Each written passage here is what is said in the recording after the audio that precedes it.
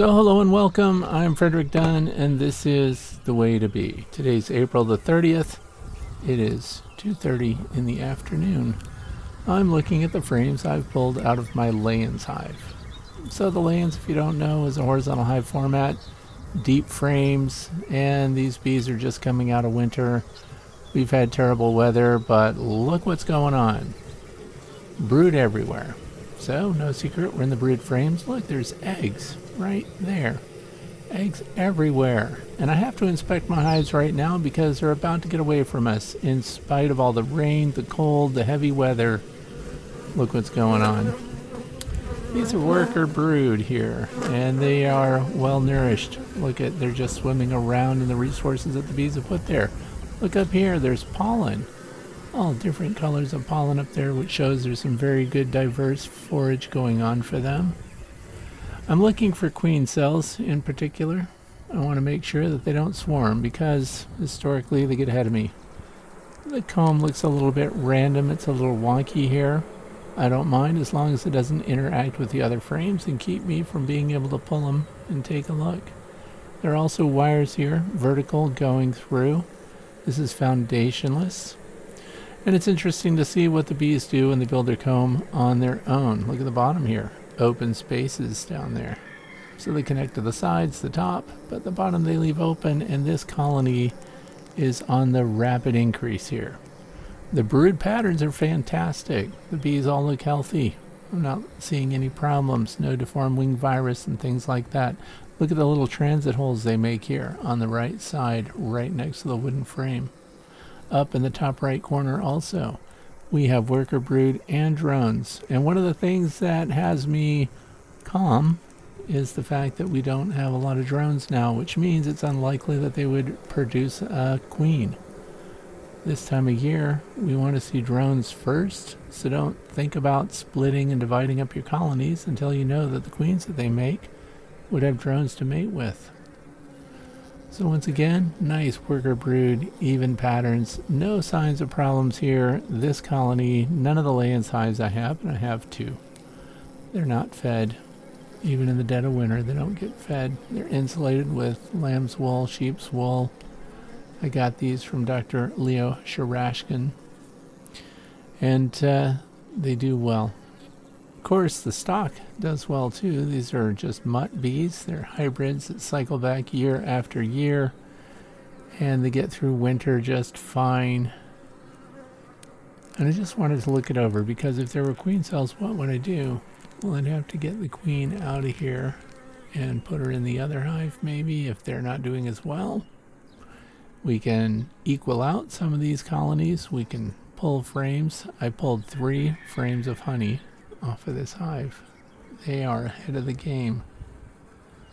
Normally the first week of May is swarm week, and it looks like in spite of all the weather that that's exactly what has the potential to happen, but I think the cold weather set them back. That's why we don't have any of the swarm cells going on here. And look at all the pollen, all this different forage, and this diversity is really good for the bees.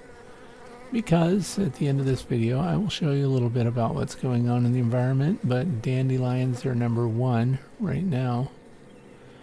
And the colony's not in trouble yet. I can expand 20 frames, and as I mentioned, I did pull frames of honey. Honey that was drawn and capped this year already.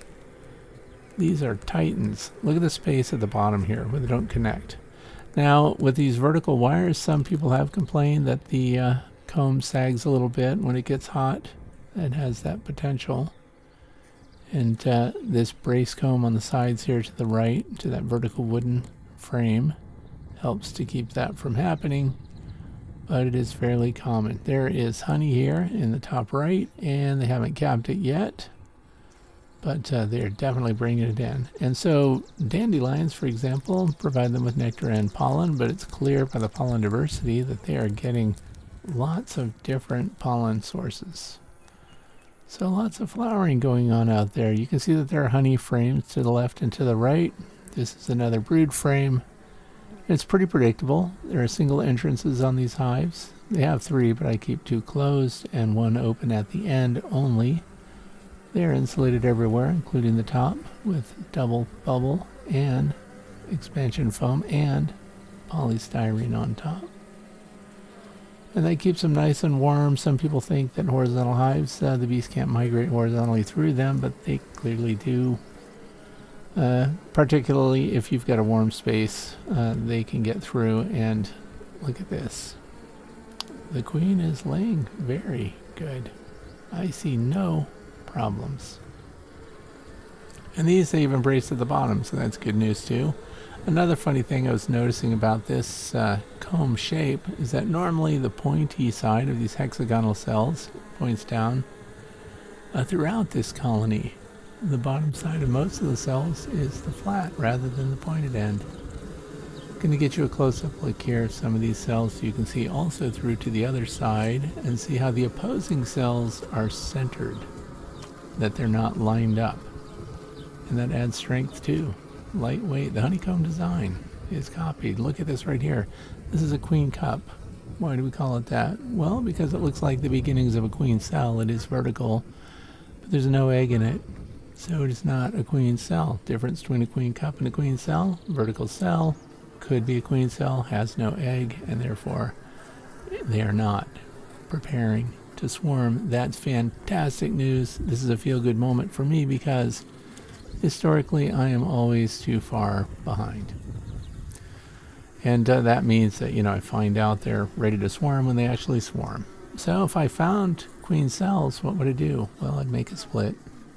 The other thing is I've been cutting out drone cells, capped pupa state drones, and counting the varroa mites in them with some of my Langstroth hives, and the varroa mite numbers on a couple of colonies in particular are very high.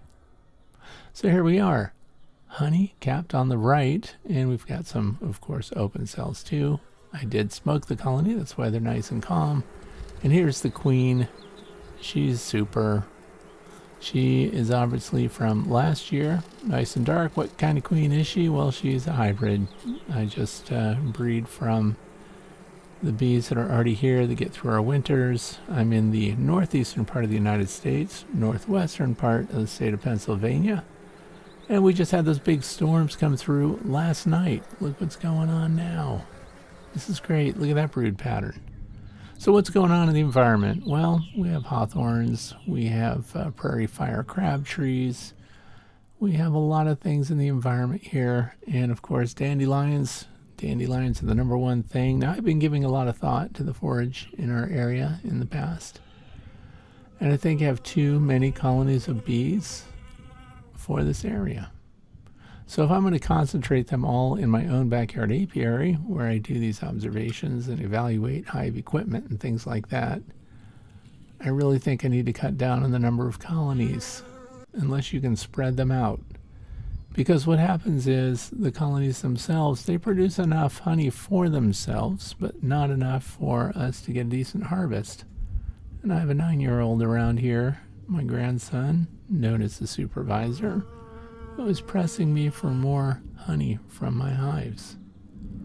So, if we have fewer colonies in this apiary, then we'll have more forage available to them.